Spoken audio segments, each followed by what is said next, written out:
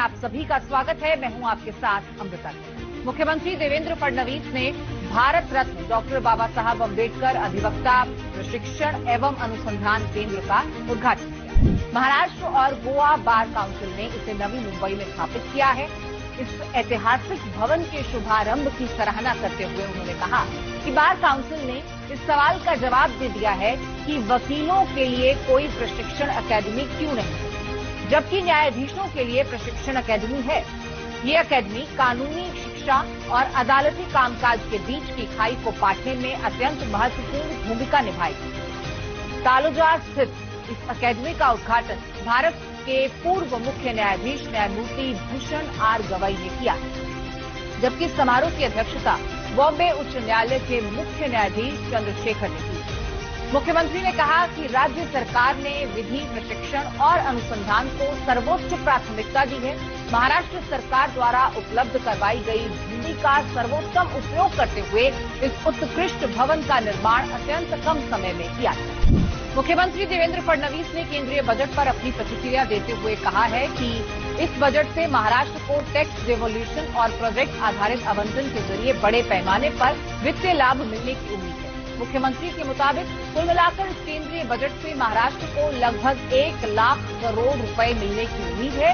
इसके साथ ही सीएम का कहना है कि इस बजट में शहरी विकास, निवेश बढ़ाने और रोजगार सृजन पर साफ जोर दिया गया है। महाराष्ट्र जैसे राज्य को अलग अलग प्रकार की जो योजनाएं मिली है, 5 लाख की जनसंख्या से ऊपर के जो शहर है उनके लिए जो योजनाएं आई है, या ग्रोथ हब के लिए 5000 करोड़ रुपया पर ग्रोथ हब अगले 5 सालों में देने की जो बात है, उसका महाराष्ट्र को फायदा होगा, क्योंकि एमएमआर, पीएमआर और नागपुर ऐसे 3 ग्रोथ हब ये महाराष्ट्र में चल रहे हैं। मुख्यमंत्री देवेंद्र फडणवीस की अध्यक्षता में प्रस्तावित ग्रीन अथॉरिटी के तहत 300 करोड़ रुपए वृक्षारोपण मिशन के संबंध में एक समीक्षा बैठक वर्षा निवास में आयोजित की और महाराष्ट्र में हरित क्षेत्र बढ़ाने के लिए पर्यावरण संरक्षण, जलवायु परिवर्तन से निपटने और ग्रामीण रोजगार सृजन के 3 स्तंभों पर आधारित 300 करोड़ रुपए की लागत से 2026 से 2031 के बीच वृक्षारोपण का कार्यक्रम चलाया जाएगा। मुख्यमंत्री ने निर्देश दिया है कि इस वृक्षारोपण कार्यक्रम में इस क्षेत्र के विशेषज्ञों,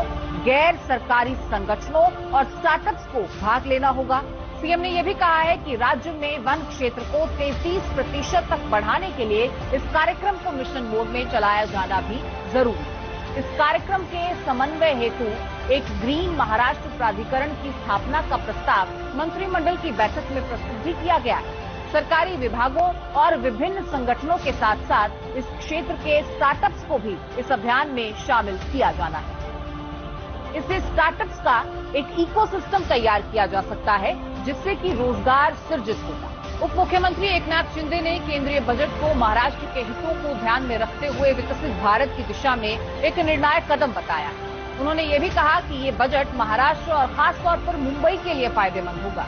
शिंदे ने कहा कि दुनिया में आर्थिक दबाव के बावजूद भारत ने विकास की रफ्तार बनाए रखी है। ये सरकार की मजबूत नीतियों का ही नतीजा है। उन्होंने बताया कि मुंबई में भारतीय रचनात्मक प्रौद्योगिकी संस्थान की स्थापना होगी, जिससे दूसरे और तीसरे स्तर के शहरों के विकास को भी बढ़ावा मिलेगा। वहीं 12 लाख करोड़ रुपए के शहरी अवसंरचना कोष से शहरों का स्वरूप बदलेगा और इसके अलावा नगर निगम बॉन्ड पर 100 करोड़ रुपए की रियायत देने से स्थानीय निकाय मजबूत होंगे। उप मुख्यमंत्री सुनेत्रा अजीत पवार ने केंद्रीय वित्त मंत्री निर्मला सीतारमण को बधाई देते हुए कहा है, प्रधानमंत्री नरेंद्र मोदी के नेतृत्व में देश तेजी से प्रगति कर रहा है और ऐसे समय में प्रस्तुत किया गया केंद्रीय बजट युवा केंद्रित, किसान हितैषी और समावेशी विकास के लिए एक ठोस रोड मैप है। उन्होंने कहा कि इस बजट में महाराष्ट्र के लिए घोषित मेट्रो परियोजनाओं, Mumbai Ahmedabad high speed railway और साथ ही मुंबई पुणे और Pune Hyderabad high speed railway corridor की घोषणा से